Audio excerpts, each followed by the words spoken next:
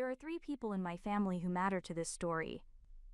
My father, Richard DeWitt, 68 years old, retired insurance executive who measures success in country club memberships and the weight of a watch on his wrist. My brother, Gregory, 41, hedge fund manager who made his first million by 30 and his first enemy by 31, me, though he's never quite figured that out.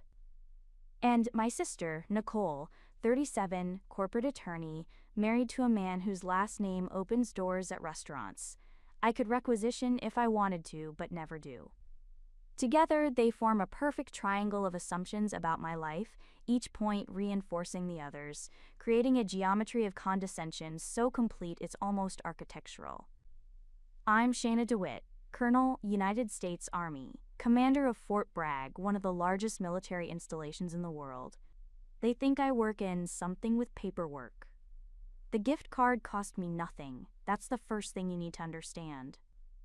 The Officers Club at Fort Bragg doesn't take reservations through normal channels for the private dining rooms, and they certainly don't sell gift cards at a register.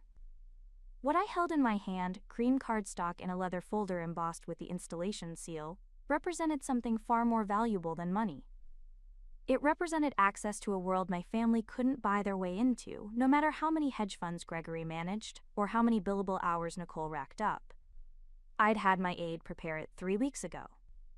Lifetime access to Fort Bragg Officers Club, including all private dining facilities and special events, transferable to immediate family members at the Colonel's discretion. Authorized by Colonel Shayna DeWitt, Installation Commander. My signature at the bottom, countersigned by the club's director. My father would open it at his Father's Day brunch, surrounded by family and the kind of people who measured their worth in luxury brands and vacation homes. He would glance at it, dismiss it as something practical and therefore inferior, and then someone, it didn't matter who, would recognize what it actually meant. The trap was set. I just had to wait for Father's Day. I'd learned to be invisible in my own family by the time I was 12. It wasn't cruelty. Exactly. Just a kind of benign neglect that comes when you're the middle child who doesn't quite fit the pattern. Gregory was the golden boy, brilliant with numbers, destined for Wall Street from the moment he discovered compound interest. Nicole was the baby, charming and persuasive, born to argue. And I was steady, reliable, good at following instructions. Shayna will be fine, my mother used to say when people asked about my future. She's very organized. She died when I was 19, a quick, brutal cancer that took her in 6 months. My father remarried within 2 years, a woman named Patricia who was pleasant and utterly uninterested in stepchildren who were already adults. The family gatherings continued, minus one person who might have seen me clearly. I joined ROTC my sophomore year of college. My father signed the paperwork with the distracted signature, already late for a golf game. "Military service looks good on a resume," he said. "Do your 4 years, then come work in the real world." I did my 4 years, then 8 more, then 12. Somewhere around year 15, when I made lieutenant colonel, I stopped trying to explain. My father would nod and say, "That's nice, dear," and immediately ask Gregory about his latest acquisition or Nicole about her partnership track. Now, at 43, I commanded 52,000 soldiers and civilians on an installation that covered 160,000 acres. I oversaw a budget that would make Gregory's hedge fund look like a lemonade stand. I briefed generals and members of Congress. The Secretary of the Army knew my name. My father thought I did paperwork. The pattern had established itself over decades, calcifying into something harder than fact. Christmas, Thanksgiving, Easter, Father's Day, the script never varied. Gregory would arrive in whatever luxury car he was currently driving, wearing clothes that cost more than a junior enlisted soldier's monthly salary. Nicole would sweep in with her husband Preston and their 2 impeccably dressed children, trailing stories about vacation homes and private schools. And I would drive up in my practical Ford Explorer, wearing off-the-rack business casual, and field the same questions I'd been answering for 20 years. Still in the army, Shayna? Some aunt or cousin, voice bright with the kind of pity reserved for people who haven't quite figured out their lives. Yes, still serving. How nice. Where are you stationed now? North Carolina. Oh, doing what exactly? Administrative work, logistics, that sort of thing. They'd nod, satisfied with the answer that confirmed their assumptions. Military service was honorable, sure, but it wasn't prestigious. Not like Gregory's hedge fund or Nicole's law firm. I was still serving at 43, which meant I probably couldn't make it in the private sector. The military was a fallback, a place for people who valued stability over ambition. Let them think it. Correcting them would require explanations I didn't care to give and wouldn't be believed if I did. Last Thanksgiving, Gregory had cornered me in my father's study, scotch in hand, wearing his concerned brother face. Shayna, I've been thinking. I could probably get you an interview at one of the firms we work with. Administrative role, maybe corporate liaison. The pay would be better than military, and you'd finally have a career with upward mobility. I'm happy where I am. Are you, though? I mean, look at you. You're 43 and you're still taking orders from people. Don't you want to be in charge of something? I'd smiled, taken a sip of my own drink, and said nothing. Because what could I say? That I commanded more people in a day than he'd manage in his entire life?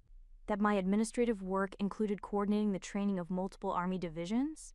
That when I gave orders, thousands of soldiers moved? He wouldn't believe it. The cognitive dissonance would be too great. So I smiled and changed the subject, and he went back to the party convinced he'd offered valuable career advice to his struggling sister.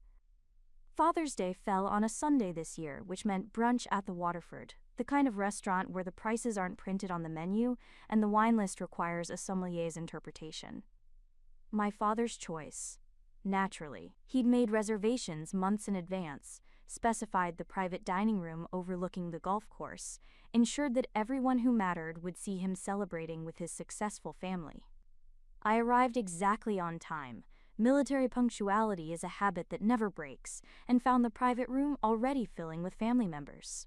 Gregory held court near the window, gesturing expansively while describing his latest investment strategy. Nicole and Preston were showing off photos of their children's spring vacation to Martha's Vineyard. My father sat at the head of the table, holding court, a king surveying his kingdom.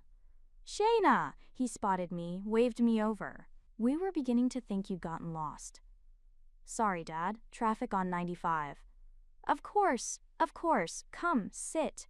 Gregory was just telling us about this amazing opportunity in emerging markets. I took my assigned seat, middle of the table, neither close enough to be important nor far enough to be excluded, the position I'd occupied for 30 years. Brunch proceeded through its predictable courses: mimosas and Bloody Marys, artfully arranged fruit plates, Eggs Benedict that probably cost more than I spent on groceries in a week. The conversation flowed around me like water around a stone. Market trends, legal cases, vacation plans, the shocking cost of private school tuition. I ate, smiled, responded when addressed. Inside, I was counting down to the moment when the gifts would be presented. It came after dessert, as the servers cleared plates and refilled coffee cups. My father leaned back in his chair, expansive with good food and better wine, ready to receive the tributes his children had prepared. Now then, he announced, I believe there are some presents to open. Gregory went first, naturally. He produced a leather folder embossed with a golf club logo, presented it with a flourish. Dad, I know you've been talking about wanting to play more golf. This is a full membership to Pinehurst Resort. Unlimited tee times, access to all 8 courses, clubhouse privileges, the works. My father's face lit up like Christmas morning. Gregory, this is too much. This must have cost. Don't worry about the cost. You raised me to appreciate quality. He shot me a glance that was probably meant to be meaningful. Some things are worth the investment. My father examined the membership packet, reading aloud about the amenities, the prestige, the exclusivity. Around the table, relatives made impressed noises, properly appreciative of the gift's magnificence. Nicole went next, producing a slim box with the unmistakable blue of Tiffany & Company. Dad, I know you like nice watches. This is from Preston and me. He opened it to reveal a watch that probably cost more than a new car. Rose gold, leather band, the kind of timepiece that screams wealth without saying a word. "Nicole, this is exquisite. Really, you two shouldn't have." "You deserve it," Preston said smoothly. "Man like you, all you've accomplished, you should have something that reflects that success." More appreciative murmurs. My father slipped the watch onto his wrist, admired the way it caught the light, showed it around the table like a trophy. I reached into my bag, pulled out the leather folder containing my gift card. The embossed seal of Fort Bragg stood out against the cream leather, military precise and understated. "Happy Father's Day, Dad." He took the folder, set down the Tiffany box, opened it with the kind of polite interest you show when you're expecting disappointment. I watched his eyes scan the card, watched his expression shift from anticipation to confusion to something that looked uncomfortably like condescension. "A restaurant gift card." He glanced up at me, smile fixed. "How practical."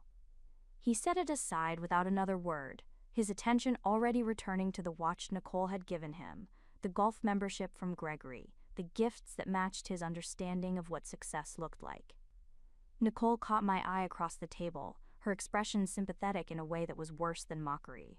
"Poor Shayna," her face said. "She tries so hard." The conversation moved on. Plans for golf outings at Pinehurst, discussions about what occasions warranted wearing the new watch. My gift set abandoned at the corner of the table, leather folder closed, dismissed as thoroughly as if I'd handed him a Walmart gift card. I sat very still, hands folded in my lap, and waited. It took 7 minutes. A waiter approached the table, his posture unnaturally rigid, his face pale. He was young, maybe 25, wearing the black vest and bow tie of the Waterford service staff. But something about his bearing, the way he carried himself, the military precision of his approach, marked him as more than just a waiter. "Excuse me, sir." He addressed my father, voice tight with something that might have been nerves or might have been suppressed anger. "I apologize for interrupting." My father looked up, mildly annoyed at the disruption. "Yes? What is it?"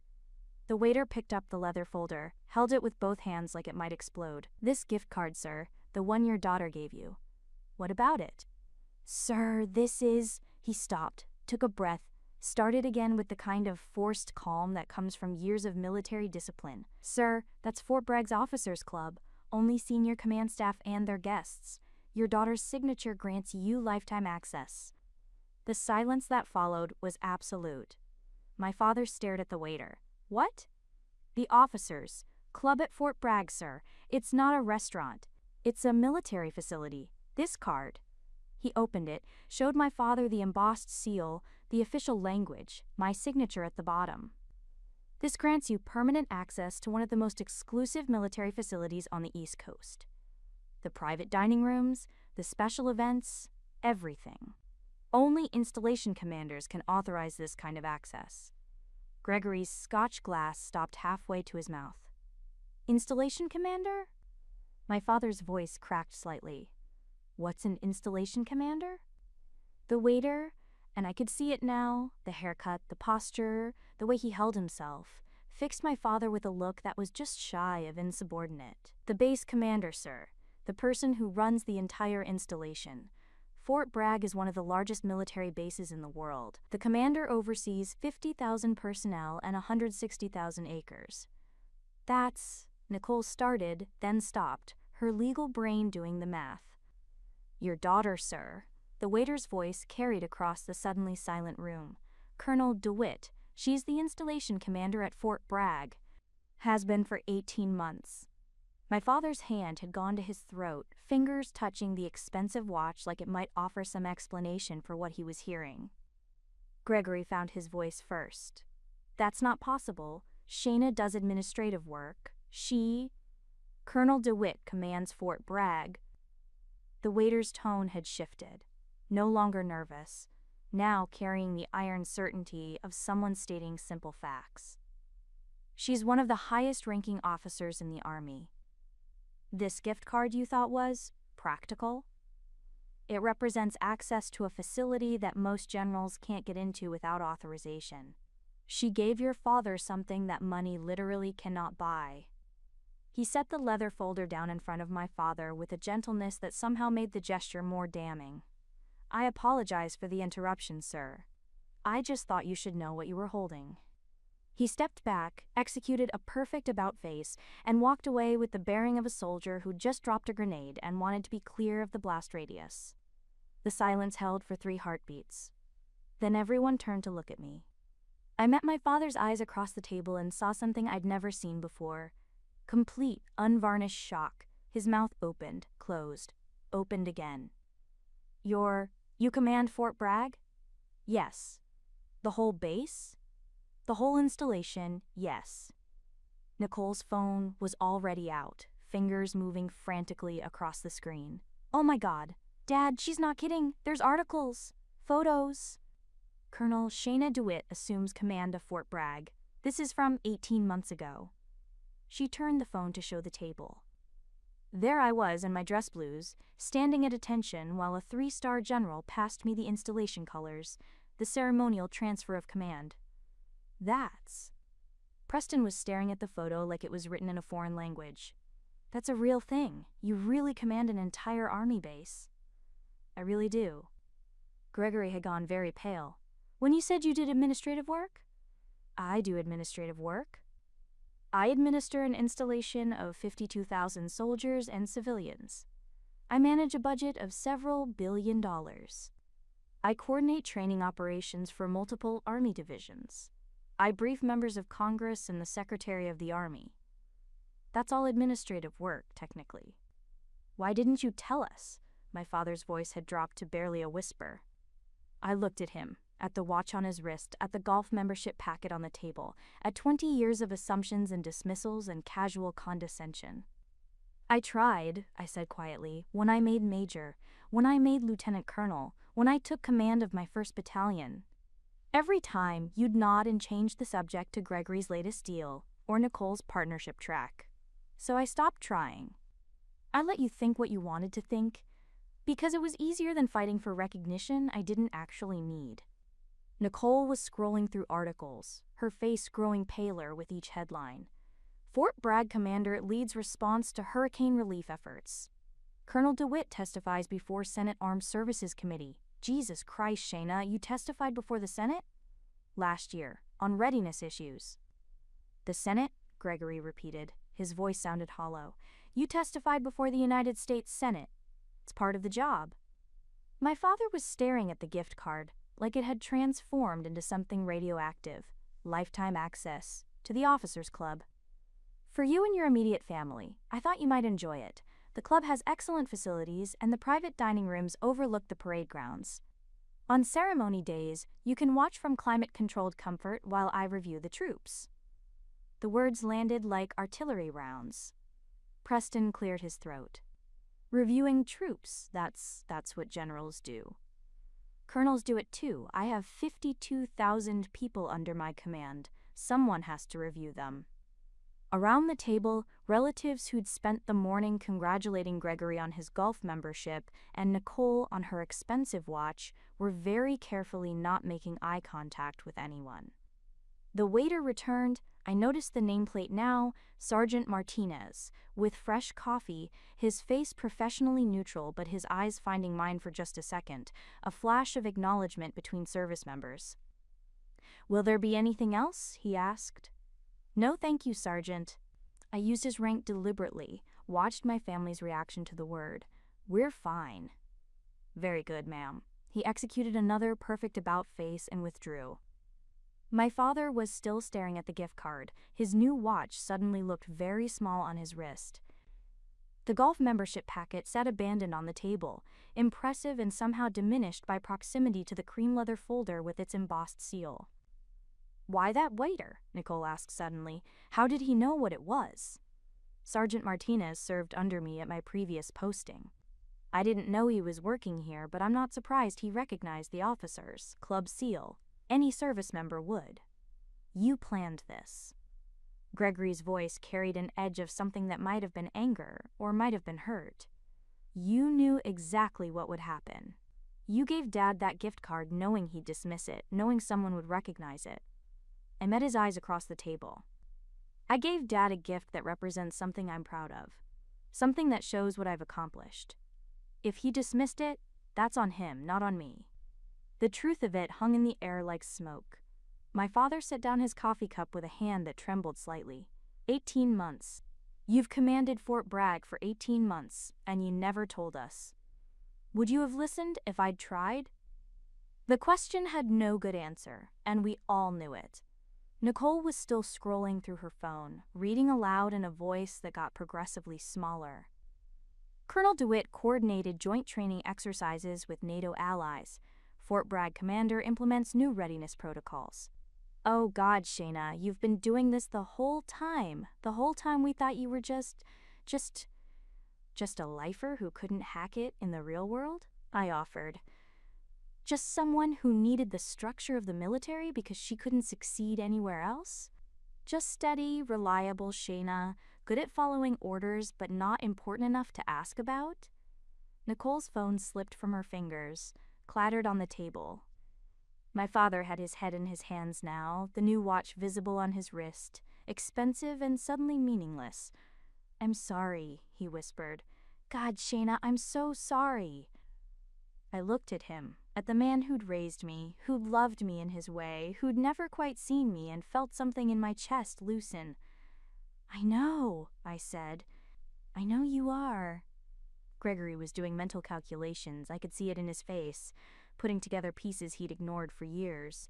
Your salary, as a colonel commanding Fort Bragg, your salary is higher than yours, I said flatly. Base pay plus housing allowance, plus command stipend, plus various other benefits. I'm doing just fine financially, Gregory. I've been doing fine for years. He slumped back in his chair like he'd been punched. The brunch was over, effectively. Oh, people made attempts at conversation, forced pleasantries about how impressive it all was, how they'd always known I was capable of great things, how proud everyone was. But the foundation had cracked, and no amount of social plastering could repair it. I stayed for another 20 minutes out of courtesy, answered the sudden flood of questions about my career, showed them photos on my phone of change of command ceremonies and dignitary visits, and the daily reality of running one of the largest military installations in the world. Then I made my excuses, kissed my father's cheek, and left. In the parking lot, Sergeant Martinez was waiting by his beat-up Honda, still in his waiter's uniform, smoking a cigarette he'd probably been craving since his shift started. Ma'am, he straightened as I approached. I hope I didn't overstep. You did exactly what I hoped someone would do, Sergeant. Thank you. He grinned, the kind of knowing smile one service member gives another when they've pulled off a successful operation. Couldn't let them disrespect you like that, Colonel, not in front of me. How long have you been working here? 6 months. Pays better than base, and I'm going to school at night. UNC Chapel Hill business degree. Good, man. You need a reference letter for anything, you let me know. Thank you, ma'am. That means a lot. I drove back to Fort Bragg with the windows down, warm June air washing through the Explorer, feeling lighter than I had in years. My phone buzzed with texts. Nicole, Gregory, even my father, each trying to find words for what had happened. I'd answer them eventually, start the slow work of rebuilding relationships on foundations of truth rather than assumptions. But not today. Today, I had a readiness brief at 3 p.m., a call with ForceCom at 4:30, and a dinner at the Officers Club with visiting dignitaries from Germany at 7 o'clock. The same club my father now had lifetime access to, if he ever found the courage to use it. At the installation gate, the guards snapped salutes as I passed through. The afternoon sun caught the rank insignia on my uniform, the silver eagles that marked me as a full colonel, the commander's pennant flying from my vehicle. I returned the salutes and drove on, toward the headquarters building where my name was etched on a plaque outside the door, toward the work that had always mattered more than my family's recognition of it. But it felt good, I had to admit, to finally be seen, even if it had taken a gift card and a former soldier-turned-waiter to force them to open their eyes. Sometimes the best gift you can give someone isn't what they think they want. It's the truth they've been too comfortable to see. My father had wanted a golf membership. and a fancy watch. What I'd given him was far more valuable, a mirror, reflecting back 20 years of assumptions, and the daughter he'd never bothered to truly know. Whether he'd use it was up to him. I had a